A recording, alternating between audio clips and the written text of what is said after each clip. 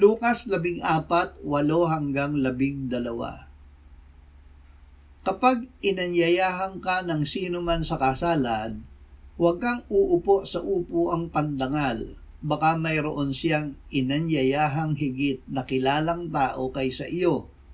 At ang nag-anyaya sa inyong dalawa ay lumapit at nagsabi sa iyo, ibigay mo sa taong ito ang lugar mo. Sa gayon ay magsisimula kang pumunta na napapahiya sa pinakamababang lugar. Sa halip kapag inaanyayahan ka, pumunta ka at umupo sa pinakamababang lugar upang kung dumating ang nag-anyaya sa iyo, sasabihin niya sa iyo, kaibigan, pumunta ka sa mas mataas. Kung gayo'y magkakaroon ka ng karangalan sa harap ng lahat ng mga kasalo mong nakaupo sa hapag, sapagkat ang bawat nagmamataas ay ibababa at ang nagpapakababa ay itataas. Mamuhay sa biyaya ng Diyos.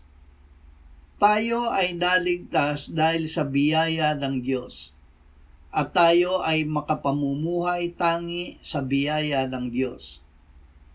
Ang Diyos ay nagbibigay ng biyaya at higit pang biyaya. Kaya't sinasabi, ang Diyos ay sumasalungat sa mga mapagmataas, subalit nagbibigay ng biyaya sa mga mapagpakumbaba. Kaya't pasakop kayo sa Diyos, labanan ninyo ang diablo, at siya ay lalayo sa inyo. Lumapit kayo sa Diyos, at siya ay lalapit sa inyo. Maglinis kayo ng inyong mga kamay, mga makasalanan, at pabanalin ninyo ang inyong mga puso, kayong mga may dalawang pag-iisip. Kayo'y managhoy, magluksa at umiyak. Palitan ninyo ang inyong pagtawa ng pagluluksa at ang inyong kagalakan ng kalungkutan. Magpakumbaba kayo sa harapan ng Panginoon at Kanyang itataas kayo.